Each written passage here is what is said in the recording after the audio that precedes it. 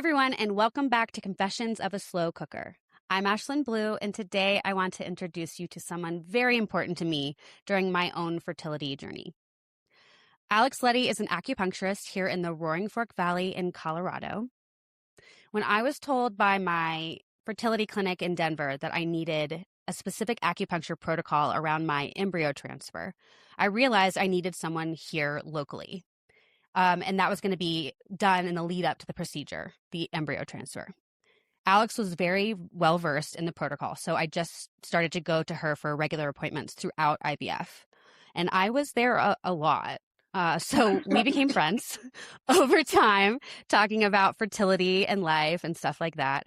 And she's actually who I originally tapped to be the co-author for this book version of the podcast.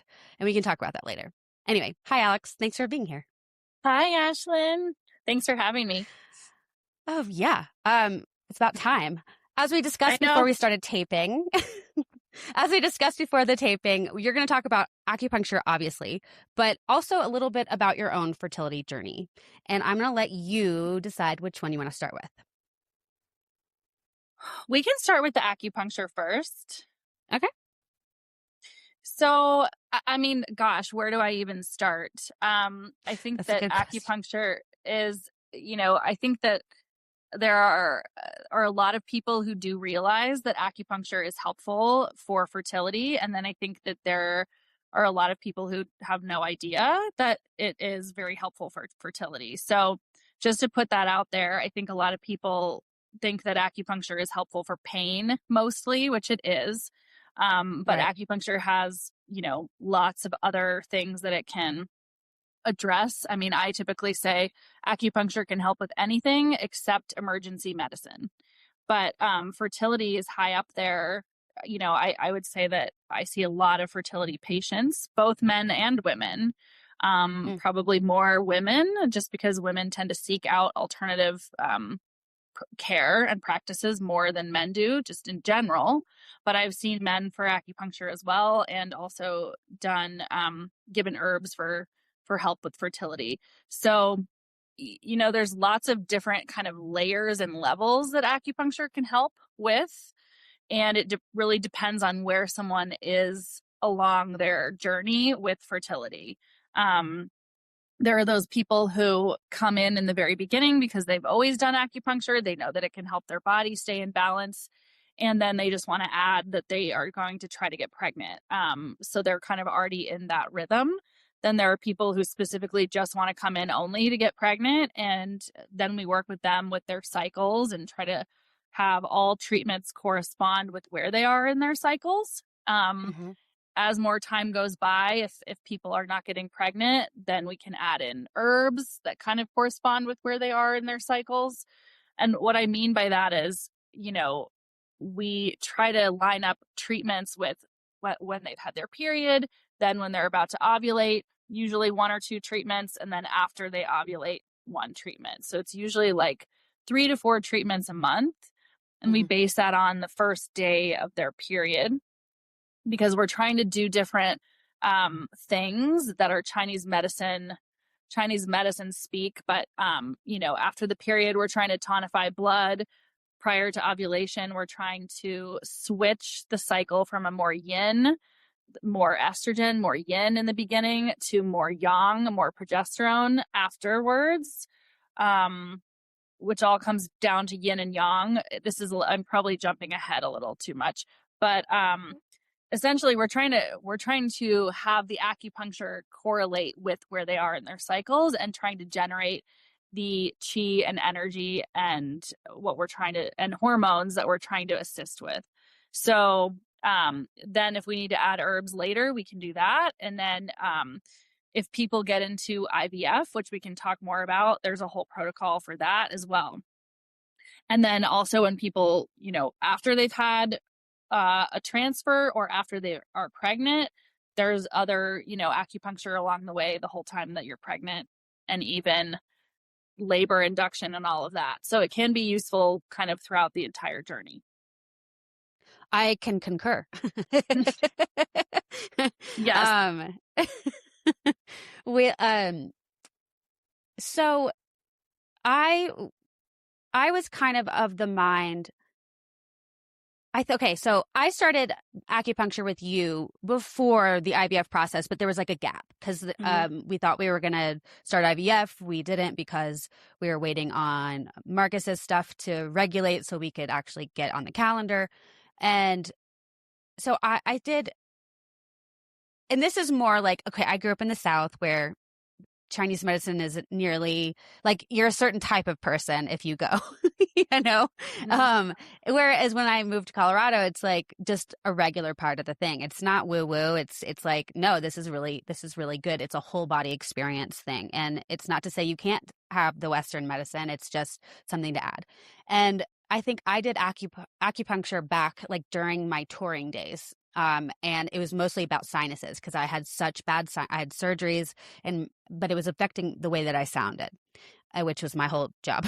And so I went, and I think I went like once on tour or something like that, or in some in between tour dates.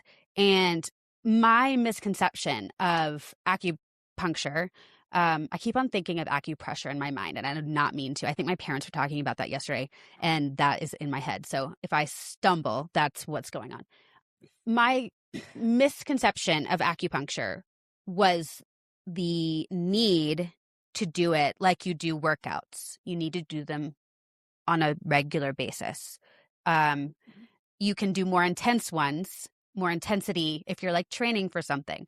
Or like for in this instance, it needs to be something that we did around the embryo transfer or around the cycle. But it works best if I'm correct, if it is more regular than not. Yeah. Yes. I mean, typically when people come in for something like pain, it's like usually takes a few treatments before the pain is gone, usually. Sometimes people will come one time and we can fix the problem, but I would say that that's way more rare.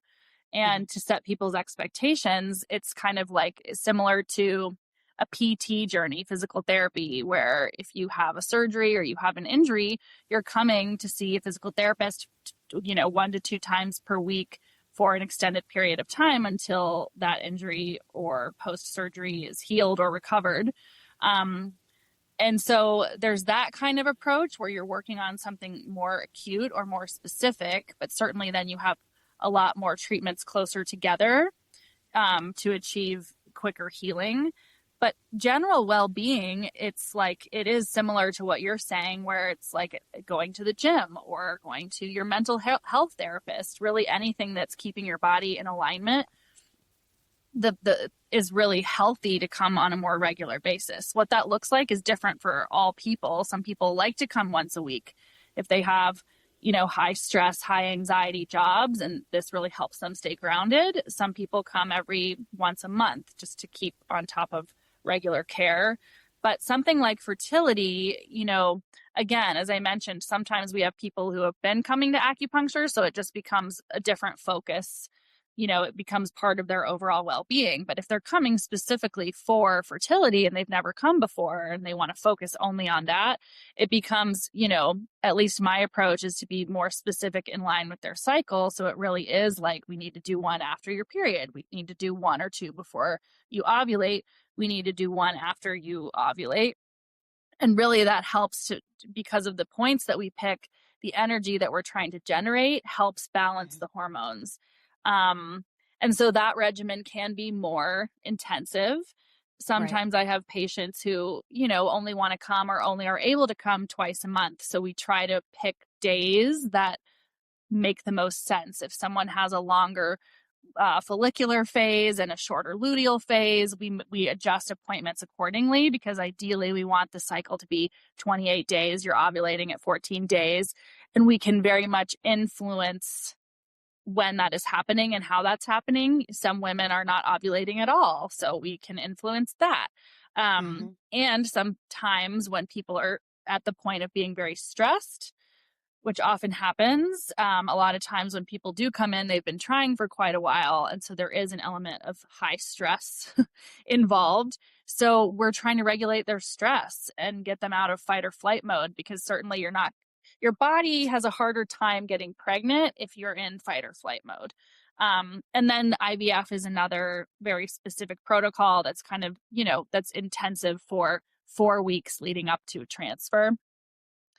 The protocol is different if you're leading up to a retrieval, but the transfer is twice a week, for an hour and a half with e-stim for 4 weeks leading up to your transfer, which is pretty intensive. So that's very specific. Also, and Ashlyne knows that very well. And I did 2 transfers. And you did 2 transfers. And yeah, we get to spend a lot of time together, which is great. But yeah, so there's all different levels and layers. And then the herb component is separate. Herbs are not usually involved with IVF because they like to control, all the hormones, and they don't like herbs to be added. But prior to IVF, herbs are a whole nother component that can be added to help with fertility. Yeah. So let's talk about the IVF stuff, the e-stim. And so I was there so often because I went throughout, like I said, the whole IVF journey, starting before the retrieval, before all that. And I think I said it on my, the second episode of the mini-series on the ABCs of IVF. So just the process for those of you who have not heard it.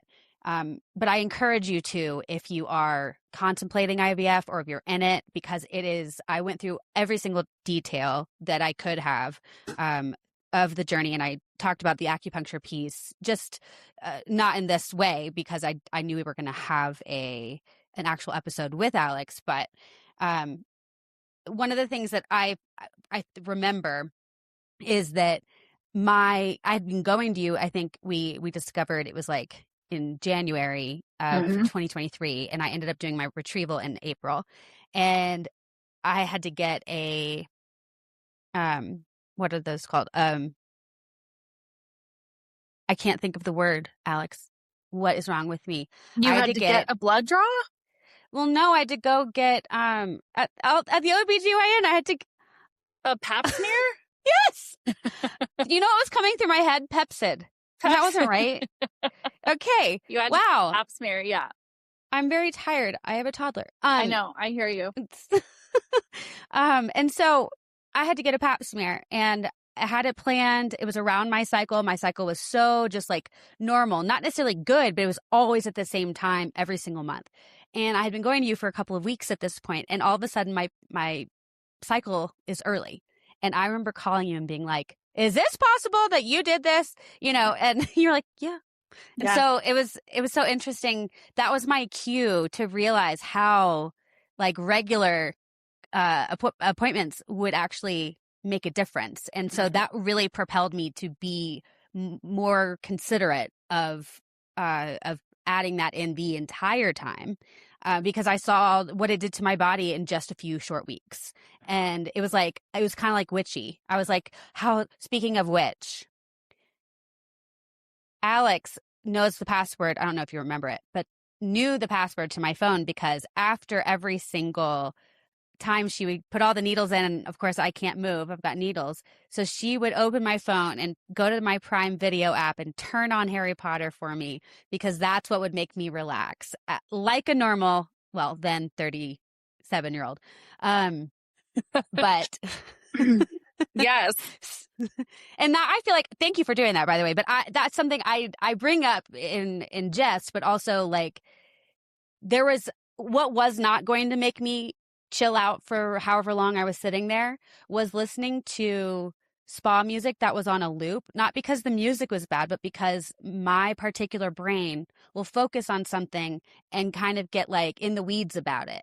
And so I was like, can I play Harry Potter instead? And you said yes, you turned the music off. But that, to me, the reason I say it is to say, find different ways for you to relax. You got to sit there, you got to be still. And for it to work, you really want to be able to not be thinking about your to-do list or thinking about where you've got to go, or thinking about your relationships or any of those things. You really want to be able to chill out. So if you need to supplementally bring something in for that to happen, that I feel like that really helped me. It also made me like look forward to it too, because I was like, I get to listen to one of 7 movies. And anyway, so that was just something that I never considered until I was there so often. I was like, Yeah, when what am can I I going to do? do this every time?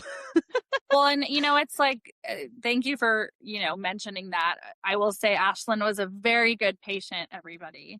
Ashlyne was super disciplined and came all the time. And, I think that that's really huge because it's like we as acupuncturists or any doctor can only help as much as someone will put in the work themselves. Like you're Yeah. only here for an hour and a half once a week or twice a week or whatever it is. But outside of where what you're doing outside of being here, and then your discipline with whether it's the herbs or showing up and all of that, like that's up to the patient.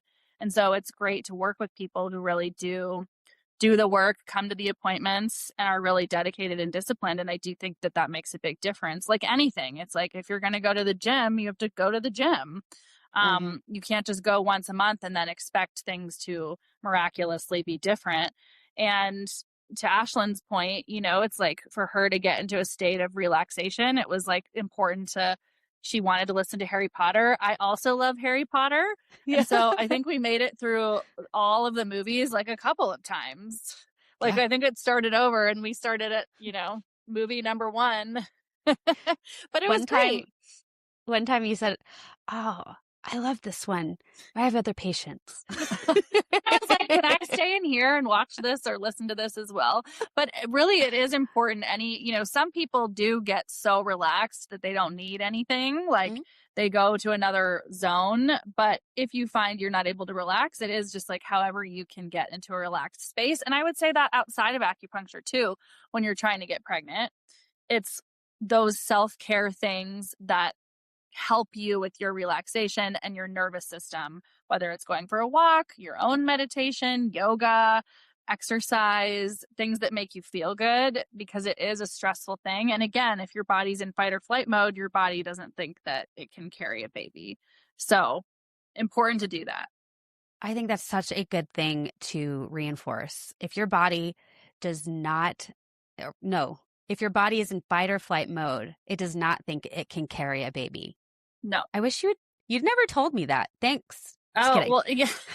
I mean, when I tell people, it's like when you think about fight or flight mode, it's like you're either getting ready to fight the saber-toothed tiger or you're getting ready to flee from the saber-toothed tiger. Your body is responding in that way, whatever needs to happen to run or to fight back to the death, whatever that looks like. So your body does not think like, oh, we can carry a baby. That makes sense right now. Your body absolutely thinks you cannot carry a baby because you have to fight for your life. And the nervous system in this day and modern age, I mean, we're obviously not fighting a saber-toothed tiger, but we might as well. I mean, there's so many stresses, but that's the realm that a lot of people are operating in. Their nervous systems are so high strung that they absolutely, they cannot get pregnant because of that. That's one of the big reason that acupuncture can help, is calming all of that down, in addition to influencing the hormones. That is such a good point. And by the way, I am joking with you that you didn't tell me that, because it ultimately ended up not being about just me. It was also the component that Marcus had that I've mentioned on this podcast already. So that would not necessarily have done anything for me ultimately. But okay, so that actually leads me to when people say relax, like you gave just now, you gave like a legit scientific reason for what that relaxation will do to your body. But when other people say, just relax, it'll happen, to me, that is just like, come on, because you don't know it. First of all, you don't know their story. You don't know what is going on in their lives. You don't know if there is a component like mine where it's your partner. And also, when has it ever worked for anyone to say relax and you're like, ugh, thanks. Right. Now I am relaxed. Thank you. Or chill. Okay, Sure, you're right. Like, no, it like does the opposite. It makes you feel like something's wrong or you're defective. Right. Um, and so I like what you said because that says it's a little bit more strategic. Yeah. Yeah. And I think, it would be interesting at some point to like talk about the things that are really difficult for people to hear who are trying to get pregnant, like things that maybe are not helpful to say when you're trying to be supportive of people in the fertility process. But certainly one of those things is relax, because I don't think that that is helpful. And people, it just, the way that that comes across can be very, not taking into account the whole picture. But to your point, it is, I mean, when we're looking at just biology, and it really is a nervous system thing, to try to literally get your nervous system to calm down. But that's not a simple thing either, to be like, relax. Okay, now I'm relaxed. Like, it doesn't work that way. But that's where it's important to have all these things that help aid in relaxation. And acupuncture is one of them, but there's all sorts of things that people can do to try to bring that heightened nervous system down. Some people are really anxious in general, but I do find that, and I'm an anxious person in general, but I find that people trying to get pregnant, especially the longer that it's been, it is very anxiety producing and very stressful. And IVF is another element because, there's a lot of money on the line. It's very expensive. You're driving to and from Denver. In our case, there's a lot of time and energy. There's a lot of hormones. It's a really huge commitment. And so it is very stressful. So having those things that can help support and surrounding yourself with people who are supportive and not stressing you out more. And certainly acupuncture can help with bringing the anxiety down along that road, but it is a very stressful process. There's no ifs, ands, or buts about it. So yeah, saying to somebody relax is not helpful. But No. And that brings me also, you mentioned the expense of IVF. yeah, And acupuncture is expensive as well. totally. Just like going to any specialist or anything like that. But I think it's worth mentioning that if you're going to go down and this is my take. This is not necessarily like fact. This is just my experience. When I decided to do more acupuncture with you the whole time, I knew it was going to be a lot of money that I spent. Mm-hmm. I also knew I was spending a lot of money for the IVF itself. And that might seem like, well, like you're doing intervention stuff. So why would you just, compound the price tag? And my thought process and my husband's thought process was, why wouldn't I give myself the best shot for this to work? Right. If it's already really, really expensive, what's a couple more $1,000? I would rather not have to do all of it over again and do a second. If I got very, very lucky with my body that I only had to do one retrieval, and I did 2 transfers, and those were both expensive to do. However, I didn't have to go back to the retrieval stage and start all over. I don't know if it's because of the acupuncture. I'm not sure, but you don't know that it's not going to help you either. And Right. So we made that calculation and decided, all right, let's throw everything at this trying to get pregnant thing, because we've already exhausted every other option. And so just something to consider if you're like, no, it's too expensive, it's too whatever. If you're paying the money for IVF, it is worth it, in my opinion, to go ahead and add in a lot of extra by the way of acupuncture along the way. And I, of course, agree with that. I was talking with a patient the other day who's not a fertility patient, but she was in a stage of just being so overwhelmed by all of the appointments that she had and the cost of all of these appointments. And we were discussing adding in, a mental health therapist or the acupuncture, because those can go together. But versus like the continued PT or chiropractic or whatever else. And not to downplay any of these specialties at all, but it is like, if you are not in a good mental space, first and foremost, then a lot of the other stuff is not going to work. And so if you are investing a lot of money in IVF, which it does cost a lot of money, but you're going in like a complete frazzled disaster of a person and you're falling apart and you can't, it's like, then it's not really it's probably not going to work. And the whole experience is going to be just awful. So it is kind of like investing a little more money in the mental health therapy piece, in the acupuncture piece. The acupuncture piece can work on a mental and emotional level as well as the physical level. So that can, do multiple things. But I think it's just so important to invest in yourself because you're already investing in the process.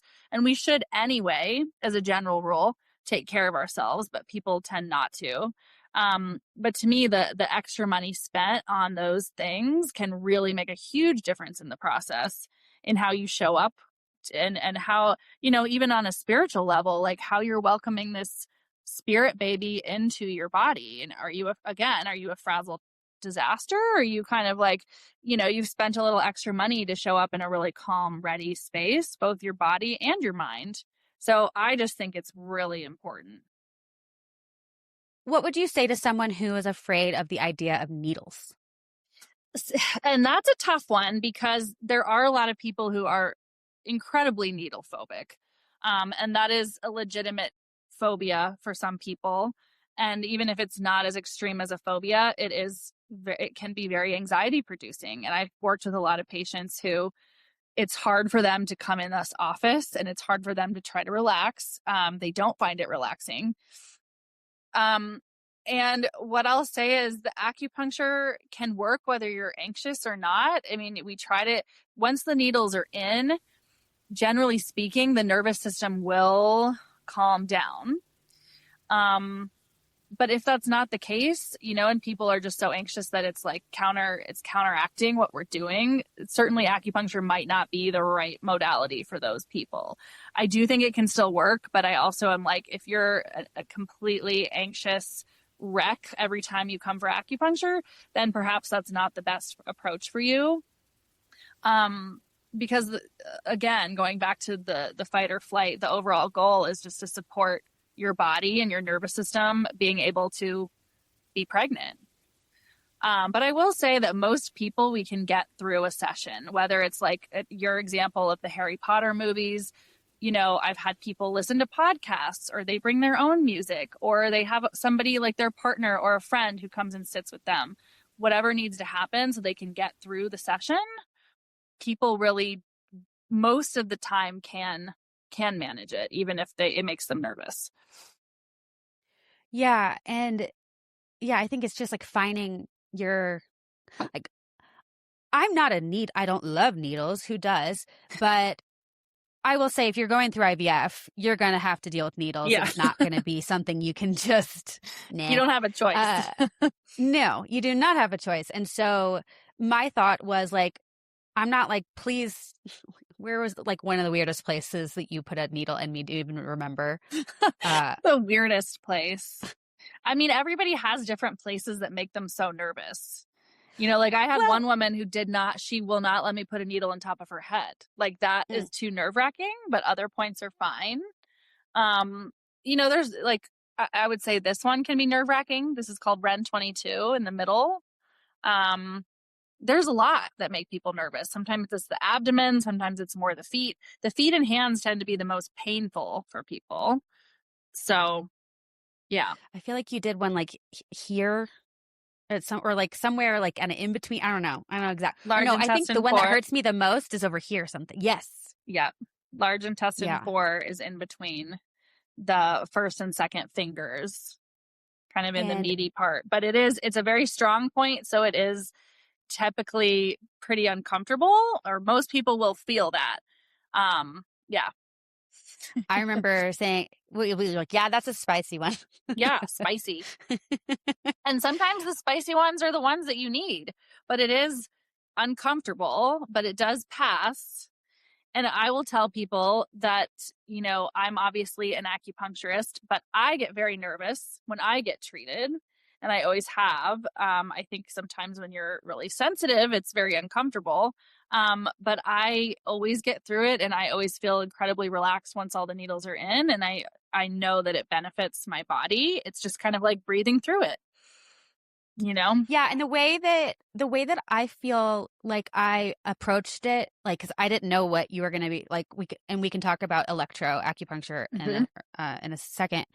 But one of the things that I told myself every time, not knowing where, because you would base it off my body that day, unless it was like the protocol.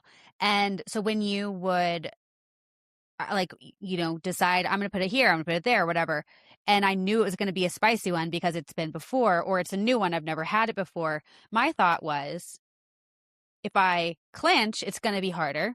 It's going to hurt more, and I'm going to, she may back off and have to do it more than one time. So why don't I just like deal and get through this part, because then I do know that things do settle. So it's just kind of like getting pinched, or getting a flu shot or something. Once it's in, it's in. And so if anyone out there is thinking there's just no way in the world that I would ever consider acupuncture, especially if you're going through IVF, go for it, because you're gonna get plenty more needles where that came from, and they're gonna be sharper or feel sharper to you. And so I would say just give it a try, and see if you can find your ways to bring in some things like Alex mentioned, a podcast, a partner, someone to ask you questions, whatever. And also find the right provider. Alex was a great. Thank you for saying that. I mean, that is a super, super important part, is finding a provider who you really trust, especially if it is anxiety producing, because you are going to be in a place of like vulnerability, just like you are with any provider, and feeling like you are working with somebody who you feel you still have a voice with. You can tell them you're nervous. They can help soothe you. Certainly if a provider is dismissive, that doesn't help anything. And I've heard that happening with people where it's like, oh, you're fine, like you'll be, and that doesn't help, because anxiety is very real. So finding someone to work with who puts you at ease and can kind of work with you, is definitely a big deal. And what I will say is, again, for those people who are really nervous and who haven't tried it, is acupuncture is really calming. It does calm the nervous system. It seems counterintuitive that it would when you have a bunch of needles all over your body, but it does. And some people still are nervous, but I do think that when you come repeatedly, it gets easier, and your body does go into relax mode way quicker, because your body knows what to expect. And you kind of can go into this very deep state of healing. And that's what our goal is. And you kind of can check out for 20 minutes, and your body gets a break from all of the outside noise. And that's when we can influence your whole system, your hormones, your stress, everything. Also, what I loved about your approach, especially with the fertility piece, was that, and I'm not sure how everyone else does it, I can only speak to what you have done, but I suggest that people try to find somebody who will do this in a way. So at the beginning, we would do an intake, not like the first time intake, but like you would ask me how I've been doing. And you did this before we became friends. This was just the way you did it. And it was sort of like a mini therapy session in that, because you asked questions that would help you. My answers would help, I think, tell you where you needed to work on my body. And in doing so, our rapport was built, as well as, that not dismissive thing. I felt really comfortable telling you what was going on in my life, either professionally, personally, or physically, and all the above, I guess, because you asked questions that were going to help you. And so I was able to kind of shed some of that stuff before the needles came in. And then once the needles are in, that's not what's on my mind, because I already had unloaded it to a degree. And then, of course, picking Harry Potter and doing something that made me feel even more relaxed. I felt like it really felt like a mixture of a massage, not really like in that true sense of the word, but like going to the spa kind of thing when Mhm. you're actually in the relaxation mode, plus getting a little bit of mental health work as well. So I agree with what you said earlier, saying there is a double component that acupuncture offers that maybe some of the other ones you kind of have to put them together to get those two. So again, obviously we're big proponents of it over here. But let's move into the electro acupuncture that you did on me. And you can, HIPAA does not need to be here. You can tell them anything you want to. I'm here consenting in person. Okay. Well, and let me just say thank you for, I'm glad. Thank you for all the positive things you've said. And I'm so glad it was a positive experience for you. I mean, that's the goal, of course. And, yeah, I will say the whole thing about being left. One thing that I do in my practice, and I think that, you can always ask a provider if you're nervous. I do have buttons that I give people. So like when I leave the room, you get a button and you can buzz me if you need me. Because I do think that people can get incredibly anxious if they feel like they're left in a room and they don't know when somebody's coming back. When I was in school, we had bells, like there was a way to get a hold of your practitioner. And you can ask that right off the bat, if you're nervous about being left alone, then, if somebody, you can call before you make your appointment, like, do you have buttons? Do you have a bell? If they don't, you could bring your own bell, like that way you're not feeling like you're abandoned in the room, because I do think that that can be just make for a miserable experience. But anyway, moving on to the eSTEM. So the eSTEM protocol, I originally came across from CCRM because they had published this article. It was a German study, and Ashlyne, I can give you that information if you want to reference it in the podcast later if people are curious. But essentially, Yes. what CCRM used to do was recommend this protocol for all patients. And now I'm not sure if they continue to recommend it for everybody, but they, it seems to me that they've changed things a little bit. But this protocol was a German study, and essentially it's basically what I've decided to do moving forward for people doing IVF, even though CCRM doesn't always recommend it, but I just do it across the board now. And what it does is it helps like increase blood flow to the uterus when you're preparing for IVF transfer, because it unblocks any impedances that may occur in the body, in the channels, and blocking anything with blood flow. So our goal is to increase blood flow to a healthy level, which of course the hormones are helping with, that CCRM has patients doing. But our goal is to help unblock any blockages in the meridians that are limiting blood flow and circulation to the uterus. So there are 8 points. There are 4 in the legs and then 4 in the back. And we hook them up to eSTEM, which is electrostimulation. So the points in the legs are spleen 6 and bladder 57. And those are done bilaterally. So you have one in your ankle and one in your calf on both legs. And then the ones in the back are bladder 28 and bladder 23. And those are kind of about 2 inches lateral to the spine. And the ones in the back get hooked up to a high frequency electrostimulation.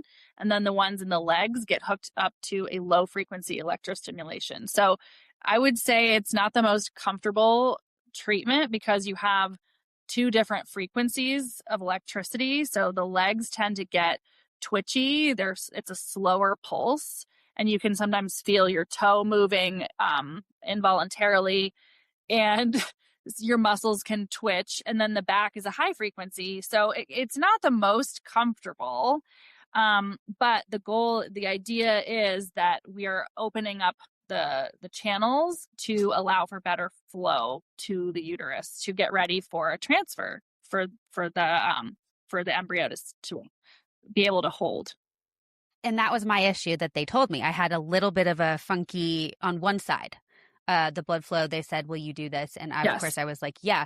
And that actually gave a lot of like oomph to the idea of acupuncture to me when they recommended it. I was like, all right, so this medical clinic this fertility clinic is asking me to do something with acupuncture. And that's why I was like, I should do this the whole time, not the e-stim, but I should like look into this the whole time, because it was like, okay, if they're suggesting it around something as important as the transfer, Right. then why would it not be helpful to be doing the whole time? But, and I will say, you're very correct about it not being comfortable. I distinctly remember it was like a double when I went in for those, right? You would do that first, and then Yeah. we would do the regular. Yeah.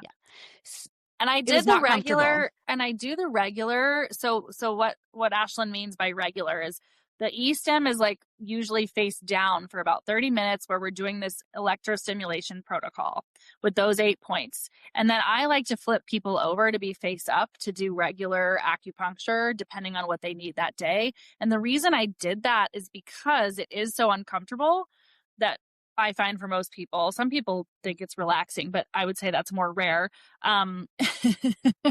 So face up is kind of my way to like help people calm down and get more into that relaxed space after having the electricity part that's not so fun.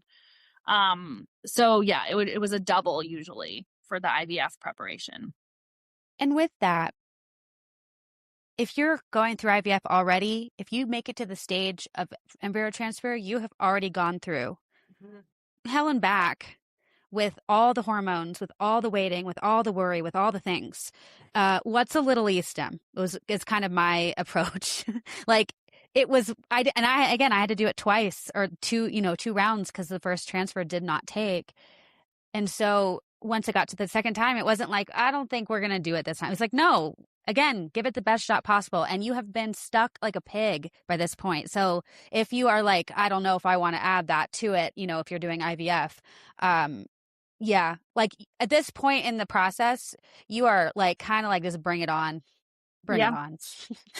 And, I will say, like anything with acupuncture, it does get easier.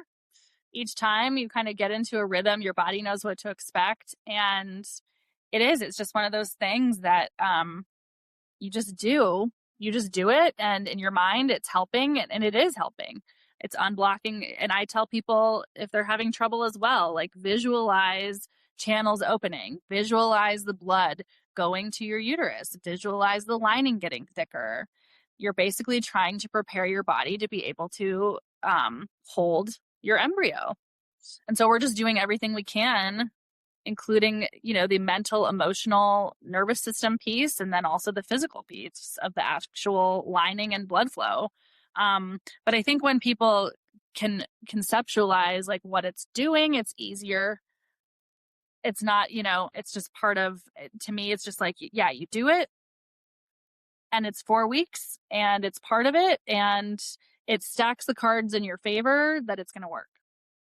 And if you are trying to get pregnant, you're having a pregnancy after this, if you get successful with this, and then you got a birth. So getting comfortable with being uncomfortable is sort of the name of the game. Agreed. Yes. So do you have any more that you want to add on the acupuncture side of things? Oh gosh. I mean, the acupuncture, I guess there's so much more to it, but I feel like that's a good place to start. If people have questions, I mean, like Ashlyne and I have talked about, the plan is that I will come back for different podcasts. And so we can certainly take feedback about what topics people have more questions about, or areas that we can expand upon, because there are just so many. We can go in so many directions, and there's just a lot of information. So don't want to overwhelm with too many things. Yes, she will be a recurring guest. She will be a recurring guest on this podcast, and I'm going to try to pepper it in. I think she's going to bring some of her patients who are wanting to tell their stories, and that'll be great to have her and talking about the acupuncture piece, but also just the journey, because the acupuncturist, just like anyone who's going through this journey with you, they're with you all the time if you let them. And so they are aware of what's going on throughout the process, maybe more than most people, because they're seeing your physical body and they're asking you the questions if they're doing their job right. And they are giving you the care based on those needs to help you get the best possible outcome. So one more thing about not acupuncture, but this is just a personal story. And then I want to talk about your fertility stuff, Yes. if you are willing. Yeah.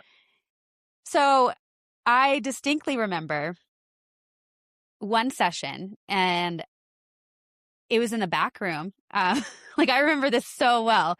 I was in the back room, and I think you said this all the time, maybe not every single time, but most of the time. But after you would put all the needles in, you would typically say, all right, I'm going to let you cook. Yes. And I was like, I mean, I heard it, whatever. This particular time, I had like a light bulb. I was like, oh, cooker, slow cooker. And the origin of that the title of this podcast is that back in 2014, first of all, it was my first marriage. And the fact that I'm saying it's a first means that there is a second. But I had stopped doing music, and I was still creative. And I was like, well, I was a songwriter. Maybe I'll just transition to write like novels or something like that. So I had already come up with like this whole concept, these characters for this book. And I did write it. Nothing came about. That's not important right now. But in my mind, I was like, I want my character to get pregnant, and I'll align it when I get pregnant, and I'll write about all the weird things that I know will happen and that people don't talk about, which is ironic that I was thinking that way back then. But I thought it'll be funny, it'll be awkward, and, because I'll get pregnant soon, I'm sure. Spoiler alert, none of that happened. The book was never written, but the title was Confessions of a Slow Cooker. And so when you said, all right, I'm going to let you cook, and that light bulb went back to 2014, and I was like, oh my gosh. And so I held on so tightly, because normally I want to like not dissociate, but I want to like relax and go somewhere else mentally. I want to Harry Potter it out. And this time I was like, do not forget, do not fall asleep, do not forget. And waiting for you to come back. I don't think I hit the button, because I was like, no, you need to cook. But waiting for you to come back to check on me. And I was like, hi, do you want to write a book together?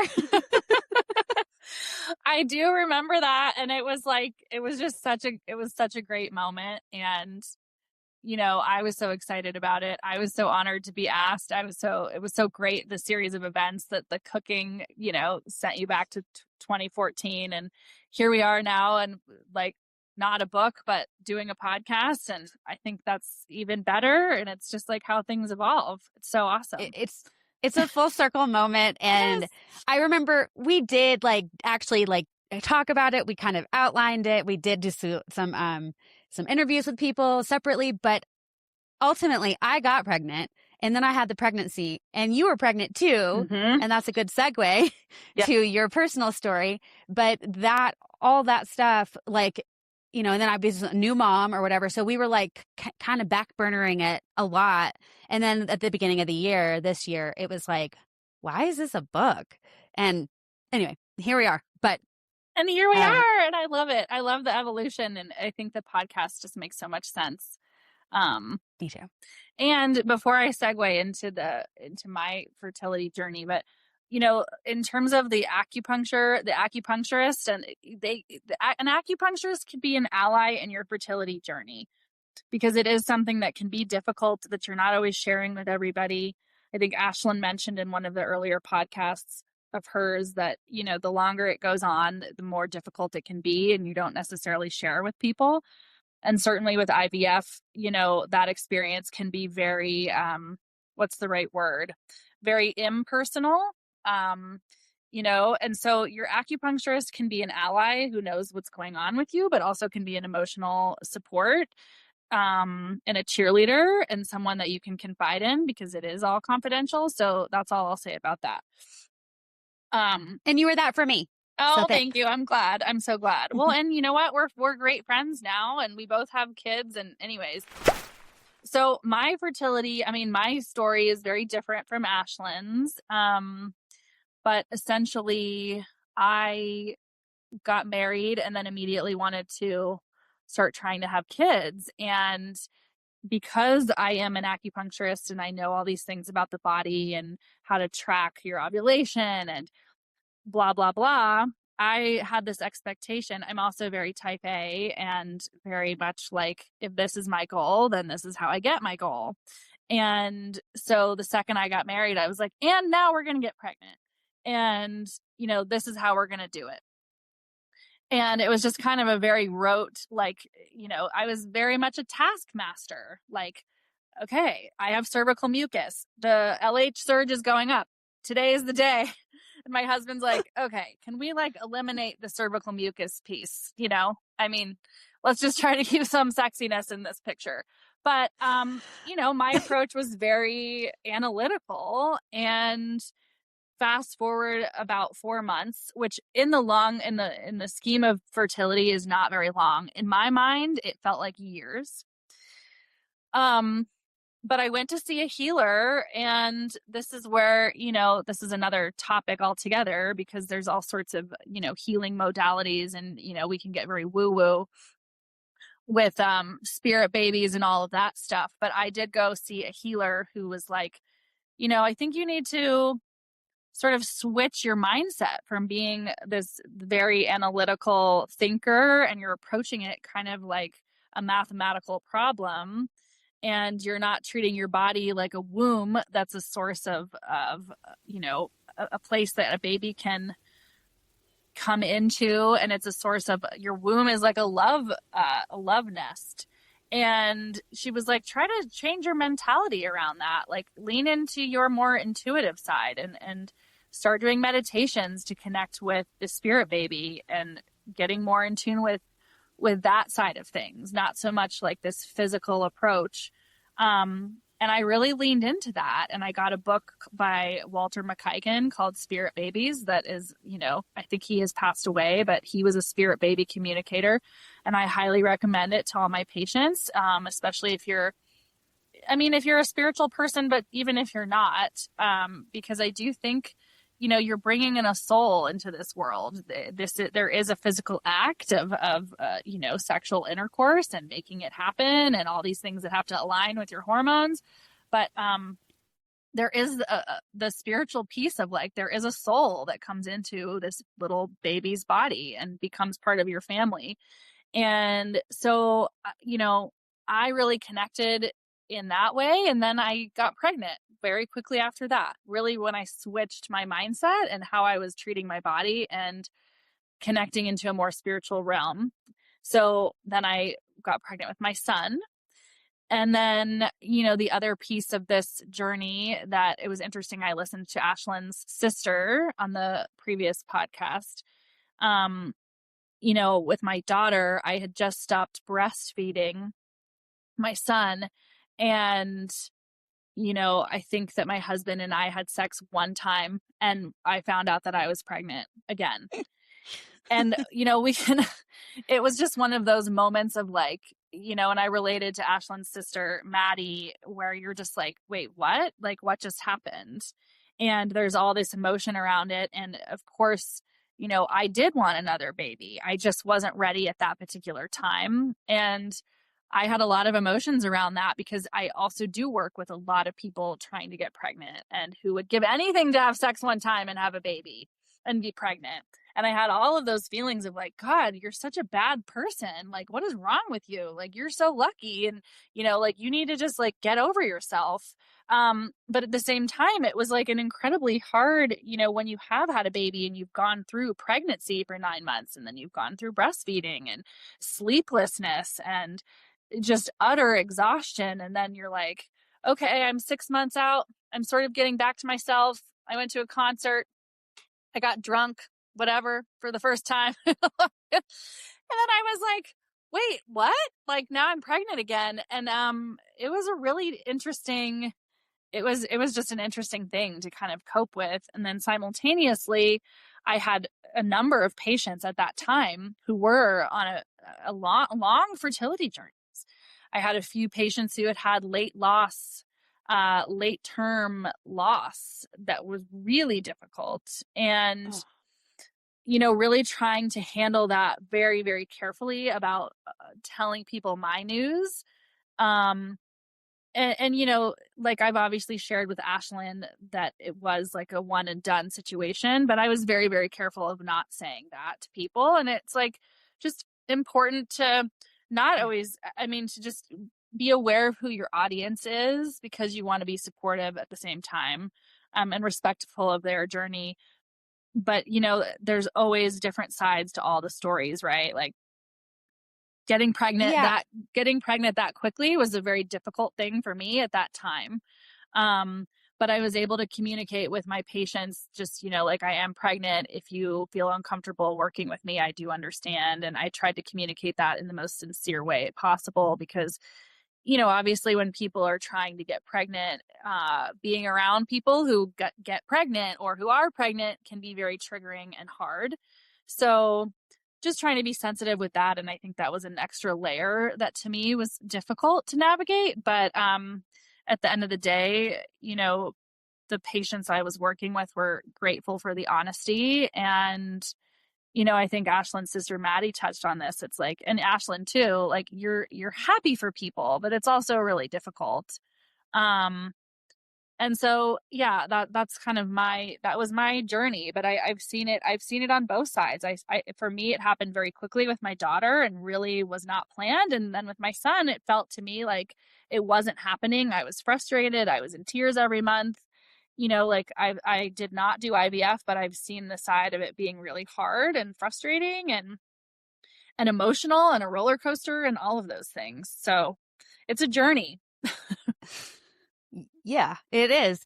And so for those who are watching, I will put up a photo of one of my friend and your friend now, Kelsey Brunner. Mm-hmm. She took a picture of us. And so in this photo, if you're not watching, it is Alex very pregnant. Very pregnant. And my face is covered, I think, because she always put a towel over it.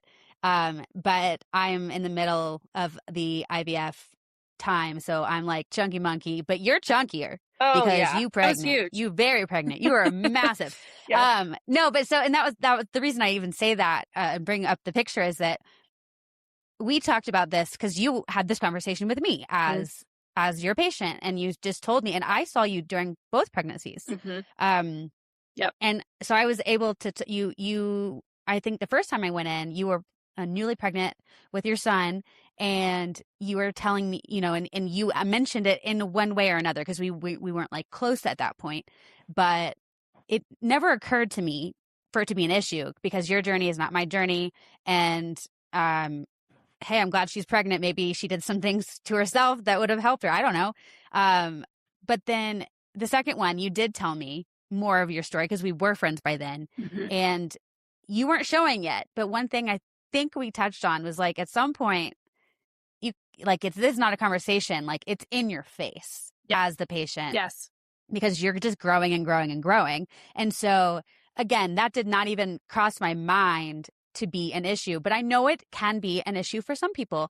And that is not something to be self-critical about.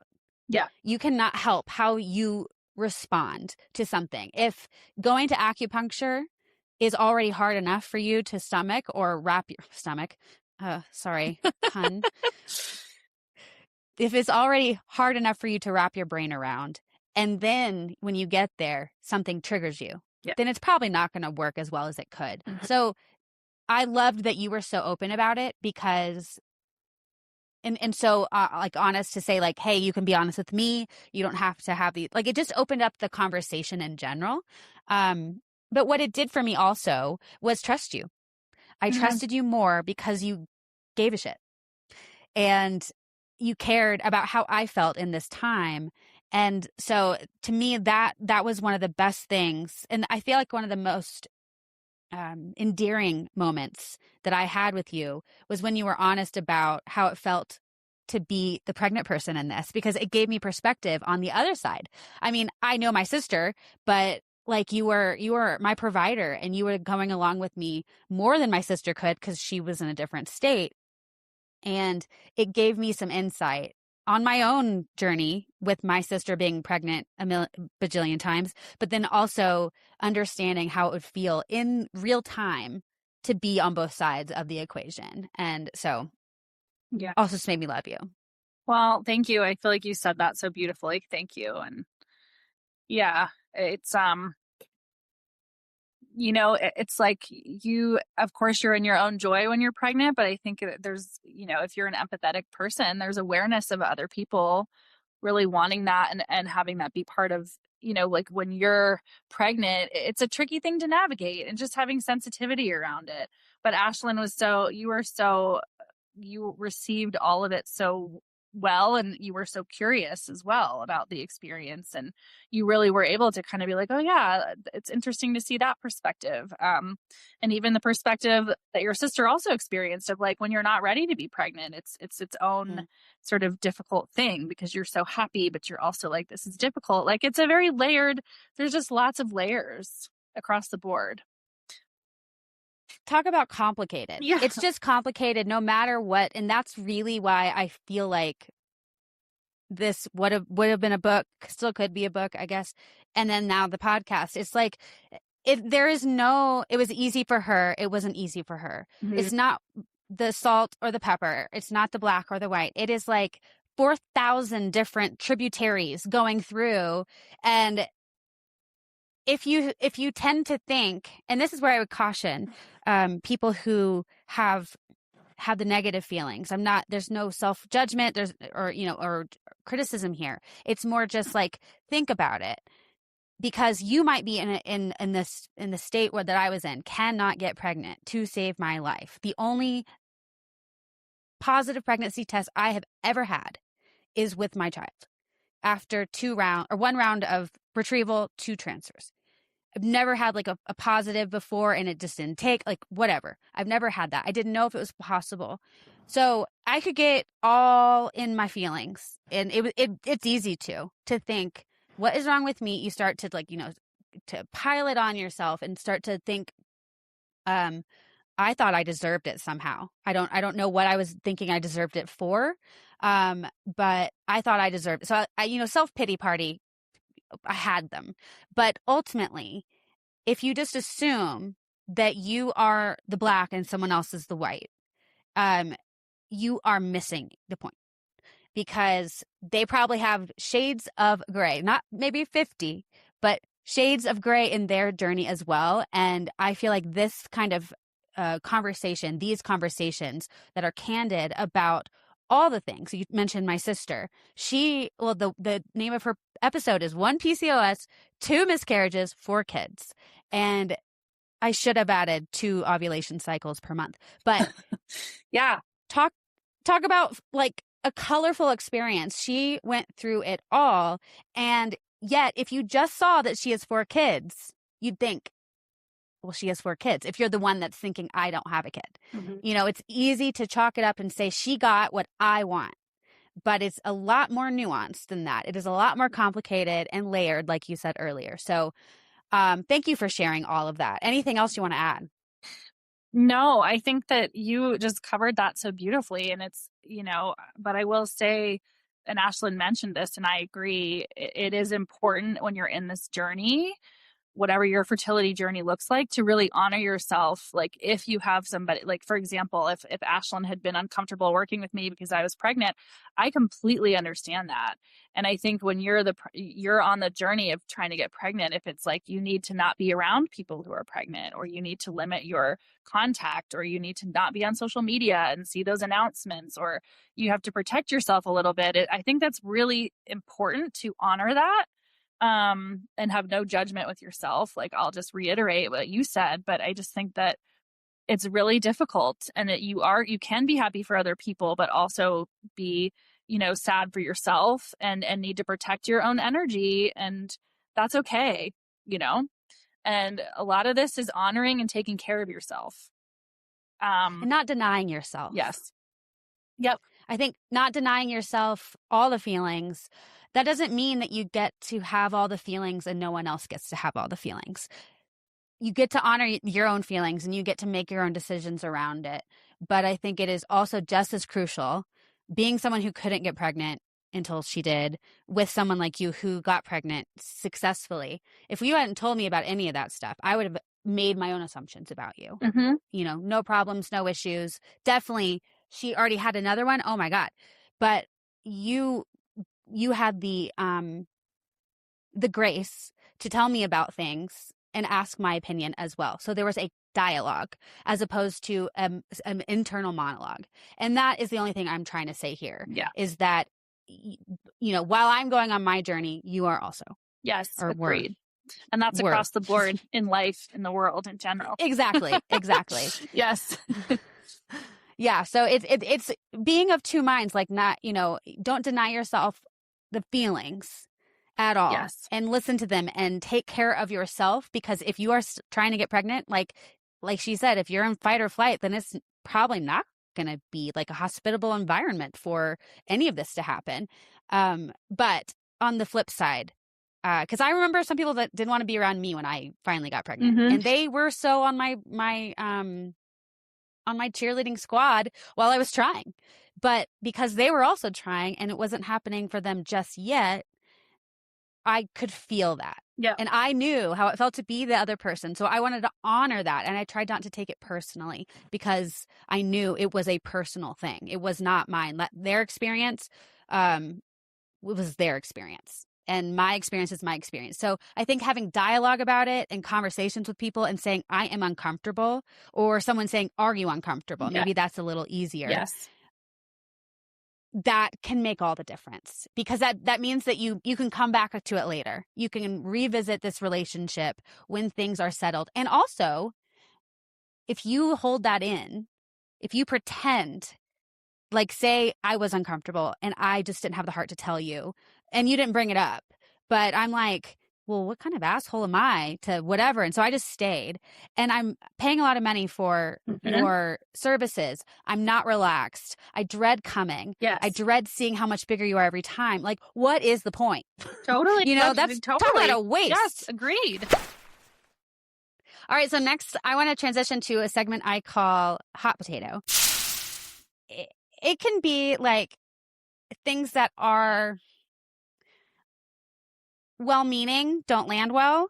It could be awkward, which is always funny, but not really in the moment. And then, or just like absolutely rude, unhelpful, things like that. So if you have anything, please do share, because I think it's really important that these things are said out loud, for kind of a cautionary tale, but also because I think these are the things we don't really talk about, because they kind of are like either they're shocking or embarrassing or they're shaming, any of those. And I feel like we all have those stories in our lives, whether or not it's around fertility, that we're like white hot shame. I know I had some of that, or just like, that wasn't helpful, and now you gave me more to think about. Now you gave me a burden that I didn't have before. One of the ones that was a pet peeve of mine that people would say, I've had friends say who had kids, and when we wanted kids, and we'd be walking down to a date night and we'd run into somebody and they'd say, oh, must be nice. You're going on a date. Wait till you have kids. You won't get to do that anymore. Wait till you have kids. You won't get any sleep. Must be nice to get sleep. And, that kind of thing. And it always bothered me, because I'm like, well, one, you signed up to have kids. And now you're complaining about it. And also, that we want kids. So yes, it is nice that we are going on a date. And yes, it is nice that we sleep through the night. But saying it must be nice as if you have this hard situation, but like, we do want your situation. We do want kids. We'd be happy to not have a date night in order to have time with our kids. And also, like, you get a babysitter and there's other things, like things like that would always bothered me. I got that all the time. Yeah. I got that all the time. And again, I don't think that these were your friends, right? They're not trying to do what they're doing. They're trying to like make you feel better about your situation. Right. You get to go on a date, or must be, but it comes across as like, well, okay, but we do want kids, and we know that we're going to have sleepless nights, and we know we're not going to have the same date nights and whatever, but that's okay. Like, we're going in with our eyes wide open. And when you're I feel like everybody hears that to a degree, one way or the other. But I will say, being someone who had a hard time getting pregnant, that I try really hard knowing how that feels. Mm-hmm.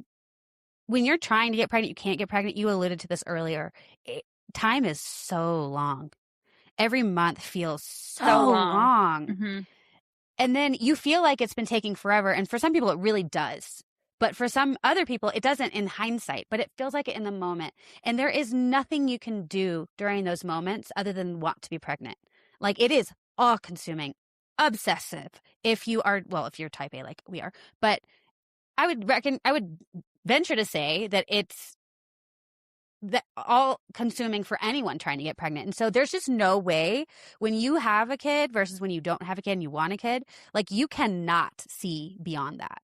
And correct me if you had a different experience, but like there was nothing I could do. It was like you couldn't look around your infertility to be like, enjoy this now, enjoy this. There's no enjoying when you can't get pregnant. There's no enjoying at all. The process is like you said, it's clinical, even if you're not with a clinic. And so, yeah, that's A, unhelpful. B, it makes you feel other, and feeling other in any way, shape, or form is just not helpful, especially when you're wanting your body to, cooperate. You're wanting science to work. You're wanting whatever. Not to mention, it just like, I don't know. It's like, it doesn't take into account the people you're talking to. So like you said earlier, know your audience, know who you're talking to in any of these things, and try not to fill the space. Yeah. Just try to, I think, my advice is just like have sensitivity around, the things that you don't know, and don't make assumptions to what you were saying. Don't make assumptions about people's situations. Like one of my friends who's been on an IVF journey, one of the hard things for her was like when people would ask her if it comes up that they've been trying and they haven't gotten pregnant yet, and people are like, oh, I'm sorry, or and she's like, it's just this weird like pity that she's like, it's such a bizarre, it makes you just not want to talk about it, because it's like, I don't need pity, and that feels bad, and like you feel sorry for me, and that's one where it's just like, like having a response that's like, that must be hard, like I haven't been through that, but I'm sure that feels hard at times, or whatever you want to say, but not the like, oh, there's just ways to be sensitive about what people are going through. And one of the things you can always say is, like you said, I don't know how it feels. If there's something I can be doing, or if there's something I can say that will help, let me know. Yes. And it's okay not to know. It's okay not to have an answer. It is, to me, it is making it about you if you feel like you do need to solve the problem of someone else's infertility with a platitude or a word or a piece of advice. Having advice is not a problem. Giving someone good vibes is not a problem. None of these, it's again, there's just nuance to it. And none of these things that you're saying are helpful to anyone in a journey, whether it's IVF, fertility in general, divorce. I had a lot post-divorce. People would say weird things. I think my grandmother, this is not fertility oriented, but this is my point for bringing this up, is my grandfather got Parkinson's, and people's response was, well, at least he doesn't have cancer. And she was like, okay, like, how do you figure, Right. Like he has something. Right. It's just a weird thing to say. Like, people don't know what to say, but it is kind of like, come back to then just, you can say, I don't know what to say, but I support you. Yes. I don't know what to say, but I'm here for you anytime, or whatever it is. Like, you don't have to, just don't say anything. Tell them you don't know if you don't know. That's the most honest answer. And you don't have to say like, I know it's going to happen, because you actually don't know it's going to happen. You can just literally say, I don't know what to say, but I'm here for you. I'm sure that. And I'm sorry you're going through that, and that's it. Anything. Yes. Anything that's bad. Thank you, Alex, so much for this first inaugural. So fun. for this first inaugural episode. And so to everyone else out there, thank you for listening. I'm going to put all the information that Alex spoke about in this episode, including the book that she recommended, her, if you have questions, if you have a question for her, if you have a topic you want to talk about, you want her to talk, if you have a question or you have a topic you want her to talk about on this show, please reach out either to me or to her. I will find a way to put something in the show notes for that. My email's in there. You can find me anywhere and ask the question. I will deliver it to Alex, but I want this to be a good resource for those who are experiencing fertility issues or haven't even started yet. So thank you so much for listening. And if you know of anybody who needs this kind of information, please share this episode. We are all going through this together in one way or another, even if it's past, present, or future. And anything that we can do to help someone's burden be lessened, to lighten the load, that's what we're trying to do on this podcast. And I'm so thankful to have Alex on this journey with me, this podcast journey about the fertility journey. Thank you so much. Anyway. Oh, yeah. Thank you for coming. And until next time, take care. Until next time, thank you. Love you.